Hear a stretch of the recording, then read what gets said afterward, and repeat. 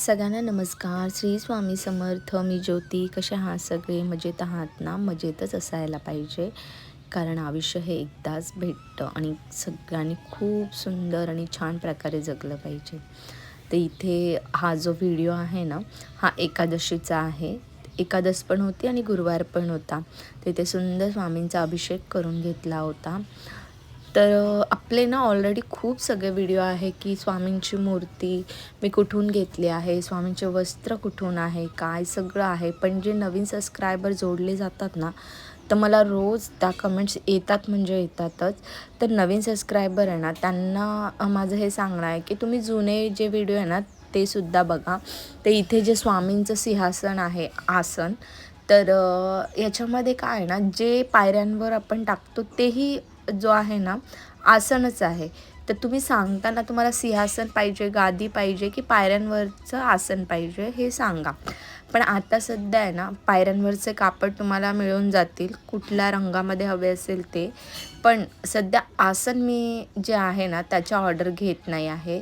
तर हे आसन, स्वामींचे वस्त्र, कानाचे वस्त्र हे सगळे मी स्वतः घेते.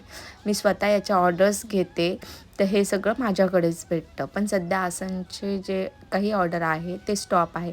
इथे कृष्णाला जे वस्त्र घातलं आहे ना, तर हे वृंदावनवरून मागवले आहे. पण कृष्णाचा जो मुकुट आहे तो मी स्वतः बनवला आहे. फक्त ड्रेस मागवला होता आणि त्या ड्रेसमध्ये पण थोडंसं वर्क मी केलं होतं. अगदी सिम्पल ड्रेस होता. तर भाऊ माझा आणि वहिनी गेलेली ना, तर त्याची बायको आणि दोघांनी तेव्हा माझ्यासाठी हे कानाचे कपडे आणले होते. थोडा मोठा होतो आहे पण सुंदर आहे. त्यानंतर ह्या ज्या मूर्त्या आहेत त्यावर सुद्धा आपला ऑलरेडी व्हिडिओ आहे.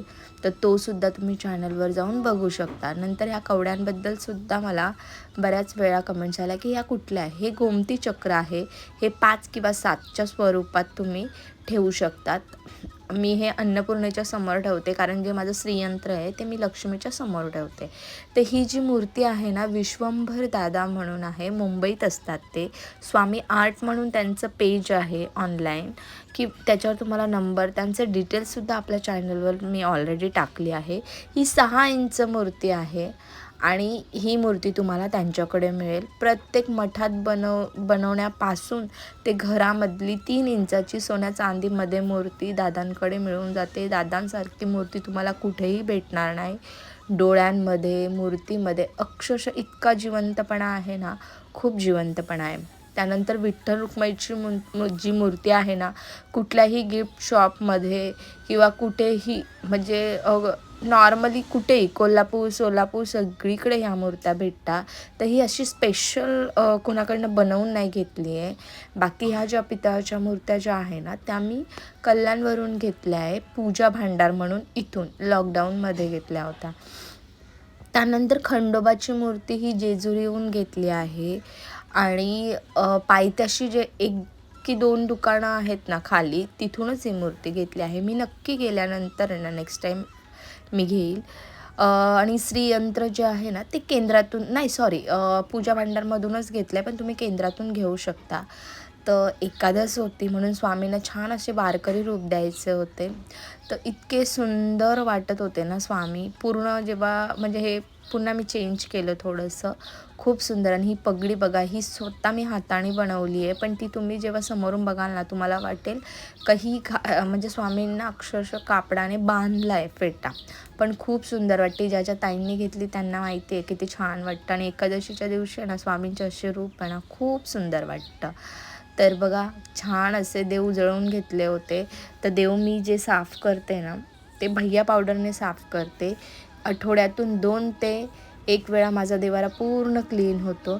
त्यानंतर मला छान असं आहे ना, स्वामींना विठ्ठलाचा जो टिळा असतो ना, तो द्यायचा होता. तर मी खूप छान असा गंध एकत्र करून घेतला. मी काय करते ना, हळद अशी घेते आणि तिला छान असं थोडंसं पाणी व जल आणि गंध टाकून आहे ना, ती जी विठ्ठलाचा जो टिळा आहे ना, तो बनवून घेते. पण आज फक्त गंधानेच द्यायचा होता. आणि बघा किती सुंदर, खूप छान वाटतं स्वामींना जेव्हा विठ्ठल रूप देतो ना. यावर आपला आहे ना ऑलरेडी व्हिडिओसुद्धा आहे, खूप छान दिसतात स्वामी त्याच्यामध्ये.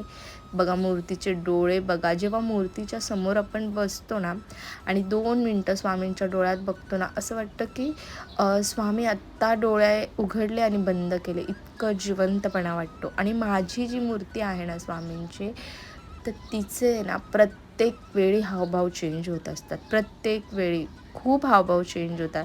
नंतर विठ्ठलाला बघा असं सुंदर असं आहे ना, हा काळा टिक्का दिला होता, माझ्याकडे बुक्का नव्हता म्हणून हा असा काळा टिक्का दिला होता. आणि तसं स्वामींना पण द्यायचा होता, पण प्रॉब्लेम काय झाला ना, स्वामींचा गंध ओलाच होता, त्यामुळे मला देता नाही आला. आज थोडा सर्दीमुळे आवाज बसला आहे, तर थोडंसं आवाजमध्ये ॲडजस्ट करून घ्या. आणि इथं नेमका आज प्रॉब्लेम काय झाला ना, मी सगळं देवांना गंध वगैरे लावला, पण मी दिवा प्रज्वलित करायचाच विसरली. तर कधी-कधी आहे ना, ह्या गोष्टी होतात, असं नाही की नाही, आमच्याकडनंही ह्या चुका होतात. तर त्यामध्ये ना असं घाबरून जाण्याचं, अरे मग मी दिवाच नाही लावला आणि पूजेला स्टार्ट केलं, नाही. कधीतरी माणूस आहे, माणूस चुकणार, तर तिथे क्षमा मागून आहे ना, आपल्या पुढची जी पूजा आहे ना ती कंटिन्यू करायची. त्यामध्ये असं काही नाही आहे की खूप परफेक्ट असणाऱ्या माणसाकडून देखील कधीतरी चुकी होते. तर त्याचप्रमाणे आज माझ्याकडनं झाली होती की मी देवपूजेला सुरुवात केली आणि मी दिवा लावायचंच विसरली होती. तर इथे मी क्षमा मागून माझी पुढची गोष्ट स्टार्ट केली. तेच धरून इतकी सुंदर केलेली पूजा, त्याचं देव काही ना काही पुण्य देईलच ना. मग मी दिवा लावायचं चुकून विसरली, तर त्यात इतकं वाईट वाटून घेण्यासारखं काही नाही आहे. आपण माणूस आहोत, आपण संसारामध्ये आहोत, ह्या छोट्या मोठ्या चुका आपल्याकडनं होत असतात. फक्त काळजी ही घ्यायची का पुन्हा ही चुकी नाही झाली पाहिजे, ही देवाकडे प्रार्थना करायची. तर बघा जेव्हा रेड कलरचं आसन ठेवलं ना, तेव्हा कानाचा ड्रेस आहे ना खूप असा सुंदर उठून दिसत होता. मी जेव्हा मागे घातला ना कानाला ड्रेस, तर तेव्हा इतका उठून दिसत नव्हता, कारण खालचा जो पायऱ्यांवरचा कापड होता ना, तो सुद्धा येल्लो होता. तर बघा इथं सुंदर अशी गाय ठेवली आहे.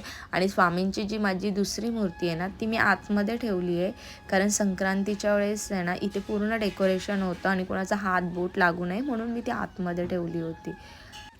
इथे छान विठ्ठल रुक्माईची सुद्धा पूजा करून घेतली. आणि असं छोटंसं आहे ना बॉल चेन असते ना, त्याचा हार करून आहे ना मी विठ्ठलांना आणि रुक्मिणीला घातला आहे. आणि ते सुंदर अशी बघा, सकाळी मी हा संध्याकाळचा शॉट घेतला आहे. सकाळी बघा पूर्ण तो लोटा वगैरे किती छान घासला होता. आणि त्याचं हे बघा, मी हे घेण्याचं रिझनच आहे की खूप लवकर आहे ना देव किती उजळवून ठेवले ना तर काळे पडतातच. बघा थोडे थोडे देवसुद्धा आहे ना असे काळपट पडायला स्टार्ट झाले होते. इथे बाप्पा बघा किती सुंदर दिसत आहे. माझ्याकडे जेवढ्याही मूर्त्या आहे ना खूप रेखीव आणि कोरीव मूर्त्या आहे, आणि प्रत्येकाने तशीच मूर्ती घ्यावी. इथे विठ्ठलाचे छान दर्शन घ्या. एकादस होती, खूप सुंदर पावलं आहे माऊलीची.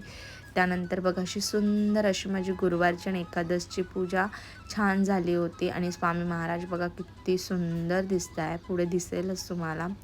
असं सुंदर हे स्वामींचं रूप आणि हे कानाचं रूप सगळ्यांच्या आयुष्यामध्ये छान सुख समृद्धी आणि आनंदी देव, ही स्वामीचरणी प्रार्थना. तर चला भेटूया नेक्स्ट व्हिडिओमध्ये. सगळ्यांना श्री स्वामी समर्थ.